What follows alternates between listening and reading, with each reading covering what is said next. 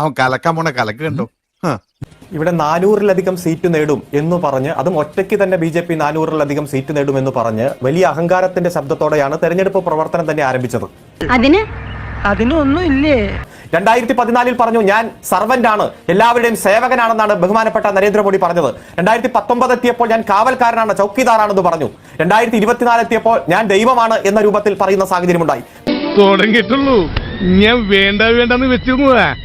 കൃത്യമായി 294 സീറ്റ് എന്ന് പറയുമ്പോഴും ഒറ്റയ്ക്ക് ഭൂരിപക്ഷത്തിലേക്ക് എത്താൻ അവർക്ക് കഴിഞ്ഞിട്ടില്ല. BJPക്ക് തന്നെ 303 സീറ്റ് ഉണ്ടായിരുന്നു. 62 സീറ്റുകളുടെ കുറവ് ഇപ്പോഴുണ്ട്. ഏറ്റവും കുറച്ചു നാൾ ഇന്ത്യയുടെ പാർലമെന്റിൽ പങ്കെടുത്ത പ്രധാനമന്ത്രിയായി നരേന്ദ്രമോദി മാറിയതും ജനാധിപത്യത്തിനെതിരായിട്ടുള്ള സ്തൂപങ്ങൾ സ്ഥാപിക്കുന്നതും എല്ലാം നമ്മൾ കണ്ടതാണ്. അത്തരത്തിലുള്ള ഏകാധിപത്യ പ്രക്രിയയ്ക്ക് എതിരായിട്ടുള്ള തെരഞ്ഞെടുപ്പാണ്.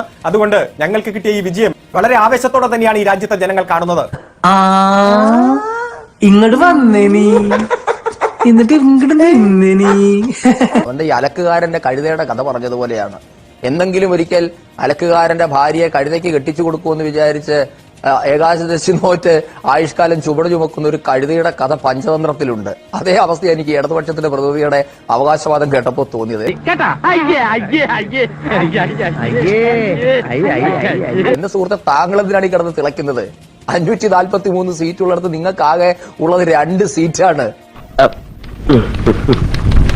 കഴിഞ്ഞ തവണത്തെക്കാൾ എന്റെ സുഹൃത്തെ ഞാൻ നിങ്ങൾ പറഞ്ഞപ്പോഴൊന്നും ആരുണേ നിങ്ങൾ നിർത്ത്, വലിയ ക്ഷോഭിക്കുക. നിങ്ങൾ ഈ നാട്ടിൽ ആരുമല്ല സുഹൃത്തെ. ഇപ്പൊ കേരളത്തിലെ അവസ്ഥ പറഞ്ഞാൽ നിങ്ങൾക്ക് 1 സീറ്റേ ഉള്ളൂ. അവിടെ നിൽക്ക്, അധികം തിളയ്ക്കാനും മാത്രം ഒന്നും ആയിട്ടില്ല. എന്റെ വേഷം കെട്ടലൊന്നും എന്റെ അടുത്ത് വേണ്ട. മോന്ത കണ്ടില്ലോ, ഒരൊറ്റ പൊട്ടിക്കില്ലെന്നുണ്ടല്ലോ. ഇന്ത്യ മഹാരാജ്യം എന്ന് പറയുന്നത് കേരളത്തിലെ 650 കിലോമീറ്റർ നീളമല്ലെന്ന് അരുൺ ആദ്യം മനസ്സിലാക്കുക. ഇന്ത്യൻ ദേശീയ രാഷ്ട്രീയം എന്ന് പറയുന്നത് നിങ്ങൾക്ക് എത്തപ്പെടാൻ പറ്റുന്നതിനും അപ്പുറത്തുള്ള വലിയൊരു പ്ലോട്ടാണ്. അവിടെ ആണുങ്ങൾ സംസാരിക്കും, നിങ്ങളോട് മിണ്ടാതിരിക്കും. നിങ്ങളാകട്ടെ, നിങ്ങൾ ദേശീയ രാഷ്ട്രീയം ചർച്ച ചെയ്യാനുള്ള പക്വതയും പ്രായമൊക്കെ ആകട്ടെ, അപ്പൊ നമുക്ക് സംസാരിക്കാം. ഈ കിട്ടിയതൊന്നുമല്ല, ശരിക്കുള്ളത് കിട്ടാൻ പോണേ ഉള്ളൂ. നിങ്ങളോട് ജയിച്ചു കാണിക്കും. 100 വർഷം കൊണ്ട് ഒരു 10 സീറ്റ് ജയിക്കാൻ പറ്റാത്ത പാർട്ടി ചാനലിന്റെ ഫ്ലോറിൽ വന്നിരുന്ന് ഞങ്ങളെ എന്താ പഠിപ്പിക്കാൻ വരിക? ഞങ്ങൾക്ക് 240 സീറ്റ് ഉണ്ട് സുഹൃത്തെ, നിങ്ങൾക്ക് എത്ര ഉണ്ട്? ഇറങ്ങി ഓടാന്ന് വെച്ച വഴിയും പരിചയമില്ല. നിങ്ങൾ എന്തിന്റെ നേരിലേക്ക് കിടന്ന് തിളയ്ക്കുന്നത്? നിങ്ങൾക്ക് എത്ര ഉണ്ടായിട്ടുണ്ട്? നിങ്ങൾ ഇന്ത്യയുടെ ജനാധിപത്യ ചരിത്രത്തിൽ നിങ്ങളുടെ സ്ഥാനം എവിടെയാ? ഞാനതാ പറഞ്ഞ കഴുതയുടെ കഥയതാ പറഞ്ഞത്. അലക്കുകാരന്റെ കഴുതയെ പോലെ എന്തെങ്കിലും അലക്കുകാരൻ ഭാര്യയെ കെട്ടിച്ചു തരുമെന്ന് വിചാരിച്ച് നിങ്ങൾ ഈ കോൺഗ്രസിന്റെയും BSPയുടെയും സമാജ്വാദി പാർട്ടിയുടെയും സ്റ്റാലിന്റെയും മമതയുടെയും ഒക്കെ തിണ്ണനിരങ്ങാനേ നിങ്ങൾക്ക് യോഗമുള്ളൂ. അതുകൊണ്ട് അവിടെ നിൽക്കൂ. ഞങ്ങൾ പറയട്ടെ, വെറുതെ കിടന്ന് തിളക്കരുത്. വല്ല കാര്യമുണ്ടോ? എന്തിനാണ് ഇങ്ങനെ ഇല്ലാന്ന്? ഈ മോദിയെ ദൈവമാക്കി ആരോ കരുതി എന്ന് പറയുമ്പോ ഇവിടെ പിണറായി വിജയൻ എന്താ കാരണഭൂതൻ എന്ന് പറഞ്ഞ് തിരുവാതിര കളി മറന്നുപോയായിരുന്നോ? അല്ല, അത് പിന്നെ അപ്പൊ അന്ന് പിണറായി വിജയൻ കെട്ടും കെട്ടി ഇന്തോനേഷ്യക്ക് പോയപ്പോ ഈശ്വരൻ വിശ്രമിക്കുന്നത് പോലെയാണെന്ന് പറഞ്ഞ് നിങ്ങളുടെ കേന്ദ്ര കമ്മിറ്റി അംഗമാ. അതുകൊണ്ട് ദേവി അത് വെറുതെ ഇങ്ങോട്ട് വന്ന് ചൊറിഞ്ഞു മേടിക്കരുത്. ബഹുമാനപ്പെട്ട BJP പ്രതിനിധിയോട് സൂചിപ്പിക്കാനുള്ളത്, സീറ്റുകളുടെ എണ്ണം നോക്കിയിട്ടല്ല ഞങ്ങൾ പോരാട്ടം നടത്തുന്നത്. അതെ, അതാ എന്റെ പ്രത്യേകത. നിങ്ങൾ ബുൾഡോസർ ഉപയോഗിച്ചുകൊണ്ട് ഡൽഹിയുടെ തെരുവീതികളിൽ സാധാരണക്കാരുടെ കുടിലുകൾ തകർത്തപ്പോ ആ ബുൾഡോസറിന്റെ മുന്നിലേക്ക് കയറി നിന്ന ആ സ്ത്രീയുടെ പേര് അറിയോ? ആ സ്ത്രീയുടെ പേര് വൃന്ദാ കാരാട്ട് എന്നാണ്. സഖാവ് വൃന്ദാ കാരാട്ട്. ബിൽക്കീസ് ബാനുവിന്റെ കേസിൽ നിങ്ങൾ കൊലക്കേസിലെ പ്രതികളെ, ബലാത്സംഗ കേസിലെ പ്രതികളെ നിരുപാധികം വിട്ടയച്ചപ്പോ അതിന് എതിരെ നിയമ പോരാട്ടം നടത്തിയ സ്ത്രീയുടെ പേരെന്താണെന്ന് നിങ്ങൾക്കറിയോ? ആ സ്ത്രീയുടെ പേര് സുഭാഷിണി അലി എന്നതാണ്. ഈ അറിവ് എവിടെ നിന്ന് കിട്ടി? പത്രത്തിൽ നിന്ന് അടിച്ചു മാറ്റിയതാ. നിങ്ങൾ 100 വർഷം ഞങ്ങളുടെ പാരമ്പര്യം വരുമ്പോ RSSും രൂപീകരിക്കപ്പെട്ട് 100 വർഷം തികയാൻ പോകുകയാണ് അടുത്ത വർഷം. അതുകൊണ്ട് ഇപ്പൊ എന്താ? അല്ല, ആ RSSന് 100 വയസ്സ് തികയുമ്പോ ചില അജണ്ടകൾ നിങ്ങൾക്കുണ്ടായിരുന്നു. ആ അജണ്ട പൂർത്തീകരിക്കാൻ നിങ്ങൾക്ക് കഴിയാതെ വരുന്നതിന്റെ ബുദ്ധിമുട്ട് നിങ്ങൾക്കുണ്ട്.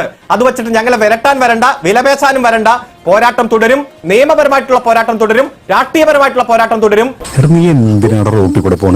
ഇവിടുത്തെ ഇടതുപക്ഷത്തിന്റെ പ്രതിനിധി പറഞ്ഞപ്പോഴാണ് എനിക്ക് മനസ്സിലായി ഇതൊക്കെ അവർ മോക്ഷത്തിന് വേണ്ടി നടത്തുന്ന കാര്യമാണ്. കാര്യം 100 വർഷമായി, 100 വർഷം കൊണ്ട് സുപ്രീം കോടതി പോരാടി, തെരുവിൽ പോരാടി, സമരം ചെയ്തു, അവസാനം ഒരു സീറ്റേലായിട്ട് ഒതുങ്ങി.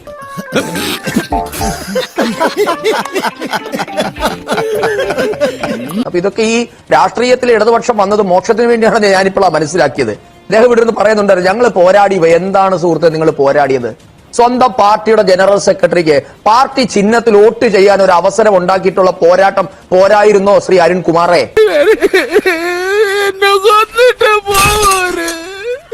ഇന്നേ വരെ നിങ്ങളുടെ പാർട്ടിയുടെ ജനറൽ സെക്രട്ടറി EMS അല്ലാതെ ഏതെങ്കിലും ഒരു പാർട്ടിയുടെ ജനറൽ സെക്രട്ടറി സ്വന്തം ചിഹ്നത്തിൽ വോട്ട് ചെയ്തിട്ടുണ്ടോ? ഞങ്ങളെ 100 വർഷം കൊണ്ട് ആക്രമിക്കുന്നത് പോരാടുവാണല്ലോ അത് നിങ്ങൾ. തുടർന്നോളൂ. എന്ത് അത് പോരാട്ടമാണ് തുടർന്നോളൂ. നിങ്ങൾ? അതല്ലേ പിന്നല്ലേ നിങ്ങളോട് ചോദിക്കുന്ന ചോദ്യത്തിന് മറുപടി ഇത്ര തിരിച്ചടി നിങ്ങൾക്ക് നേരിട്ടതിന്റെ കാരണം പറയാനോ നിങ്ങൾക്ക് നേരമില്ലല്ലോ. ശോഭിച്ചിട്ട് കഥയില്ല. എവിടെ പോയി 62 നിങ്ങൾ സീറ്റ്? BJP 400 പോയി. നന്നാക്കാൻ അത് വരാതെ പറയൂ. ഞാൻ എന്തൊക്കെയായിരുന്നു മോഹനസുന്ദര വാഗ്ദാനങ്ങൾ? അരുണെ, ഞങ്ങളുടെ 60 സീറ്റ് നഷ്ടപ്പെട്ടതാണ് അരുണിന് ആശങ്കയെങ്കിൽ ദേവി ചെയ്ത് അങ്ങ് BJP ചേരുമായിരിക്കും നല്ലത്. ഞങ്ങളെ പറ്റി ഇത്ര ആശങ്ക ഉണ്ടെങ്കിൽ.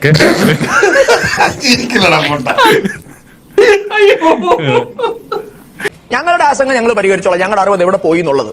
പക്ഷെ അത് സ്വന്തം പാർട്ടിയുടെ പറ്റി ഒന്ന് ചിന്തിക്കേണ്ട, ഒരു കണ്ണാടി ഒന്ന് വെച്ചു കൊടുക്കണ്ടേ? 100 വർഷമായില്ലേ? ഞങ്ങളെ കുറ്റം പറയില്ലേ നിങ്ങളിരുന്ന്? 100 വർഷം കൊണ്ട് സ്വന്തം പാർട്ടിയുടെ സെക്രട്ടറിക്ക് സ്വന്തം അരിവാൾ ചുറ്റിക ചിഹ്നത്തിൽ വോട്ട് ചെയ്യാൻ അവസരമില്ലാത്തവന്മാരാണോ ഞങ്ങളുടെ 60 എവിടെ പോയി തിരക്കുന്നത്? പോയി ചത്തുടടാ. ഈ നിങ്ങൾ പറഞ്ഞല്ലോ ഞങ്ങൾ 400 കിട്ടുമെന്ന് പറഞ്ഞിട്ട് 292 ഞങ്ങൾക്ക് കിട്ടിയുള്ളൂ. 20-ൽ 20 പിടിക്കുമെന്ന് പറഞ്ഞവർക്ക് 19 തന്നെ എവിടെ പോയി? പെർസെന്റേജ് ഒന്ന് നോക്കിക്കേ. എത്ര പെർസെന്റേജ് അവകാശവാദത്തിന്റെ സ്ട്രൈക്ക് റേറ്റ് ഒന്ന് നോക്കിക്കേ. ഞങ്ങൾ 400 പിടിക്കുമെന്ന് പറഞ്ഞ് 300-നടുത്ത് എത്തി. ഞങ്ങളുടെ സ്ട്രൈക്ക് റേറ്റ് എത്ര? 20-ൽ 20 പിടിക്കുമെന്ന് പറഞ്ഞ് നിങ്ങൾ 1-ൽ ഒതുങ്ങി. സ്ട്രൈക്ക് റേറ്റ് എത്ര? അപ്പൊ അതുകൊണ്ട് അവനവന്റെ കണ്ണിലെ കോലെടുക്ക്, എന്നിട്ട് ഞങ്ങളുടെ കണ്ണിലെ കരട് എടുക്കാൻ വാ. കിട്ടിയാ? കിട്ടി, പലിശ സഹിതം കിട്ടി. തൽക്കാലം ഇത്രയും മതി. വരട്ടെ.